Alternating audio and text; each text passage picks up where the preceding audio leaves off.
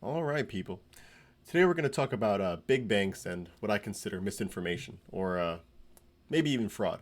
Let's just talk about it. So, Goldman Sachs, if you're not familiar with who they are, they're actually one of the biggest investment banks in the world, the second actually, with a market cap of $71 billion with a B, not million, billion.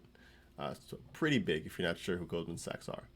Uh, Back in May, during an investor call they had with their clients, they had mentioned that while while cryptocurrencies like Bitcoin have received enormous attention, they are not an asset class.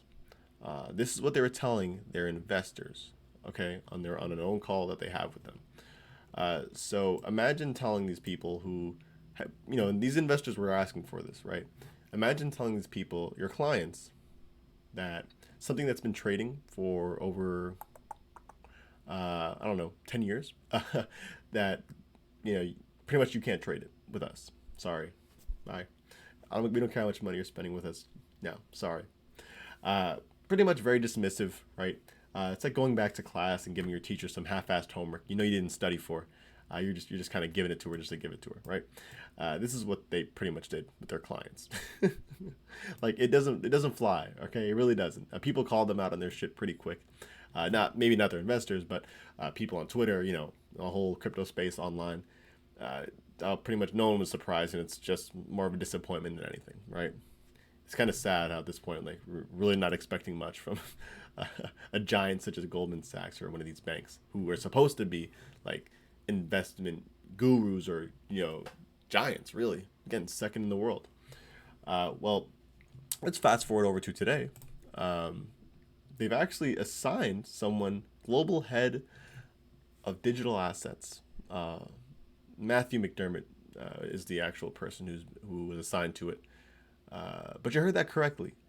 They now have a digital assets portion of their company, and they assigned someone as a global head of it.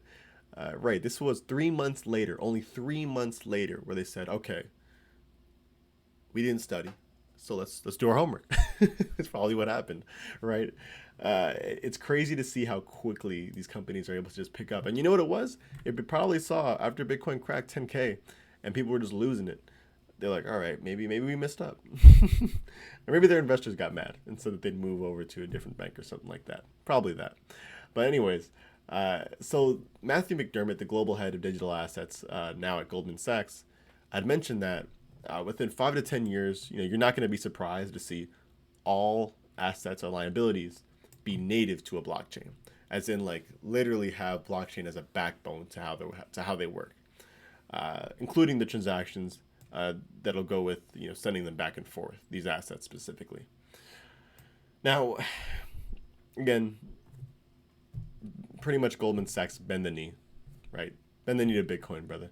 It's over. I mean, you can't. Bitcoin outbanked the bank essentially, right? And this isn't the first time we're seeing such a big, like a head of I guess you could say finance, pretty much flip flop over their opinions on Bitcoin and cryptocurrencies. Usually just because they didn't do the research, right? They just outright called it some bullshit. Jamie Dimon was the first example. I mean, as far as I'm concerned, this dude back in September of 2017 went ahead and called Bitcoin a fraud. Even went as far to say that he would fire any employee trading Bitcoin for being stupid. It's, like, how did someone get away with this stuff? And the reason why I say get away is because fast forward to May of this year, this man starts backing Coinbase and Gemini, the two biggest cryptocurrency exchanges here in the U.S. Gemini actually specifically in New York. Shouts out to them, the Winklevoss twins, right? I mean, how? Where is the accountability on Jamie Dimon's end, on Goldman Sachs end? I don't get it. Like, it's not the fact that they flip flopped, right? Listen, I change my opinion all the time, but it's the fact that you have people who are listening to what you're saying. You have some sort of, like, you have pull, like they have pull. Obviously, the two biggest banks in the world. So obviously, when as the regular person you see these people calling cryptocurrency Bitcoin a scam, you're gonna say, yeah, why wouldn't they be right? Right? Because I mean, they have my money. I have a Chase account. Why wouldn't I trust them? it's mind-boggling how they can get away with some of this stuff and have no repercussions. It's disgusting. That's why specifically I'm making this video, just because I don't know, I had to voice it. And then last thing, they have their own coin. I mean, you can't make this up. Like, you see this stuff? Come on, man.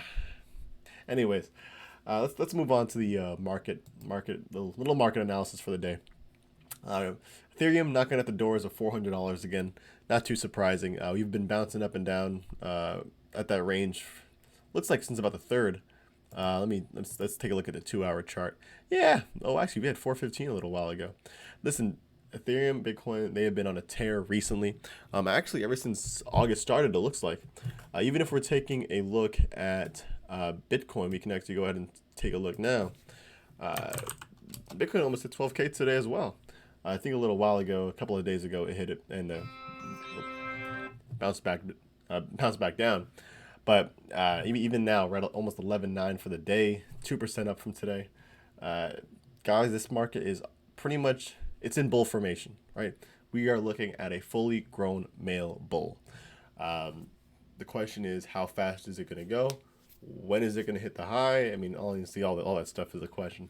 But all I say is keep informing yourselves. I'm going to try to keep making these videos as informative as possible. You know, I'm mainly making a lot of these I love cryptos personally. I love what the point of it is.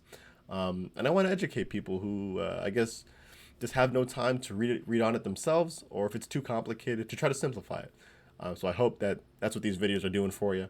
With that being said, though, stay tuned for more crypto videos, whether it be news related or just basics that I'm making too. Throw me a like if you can.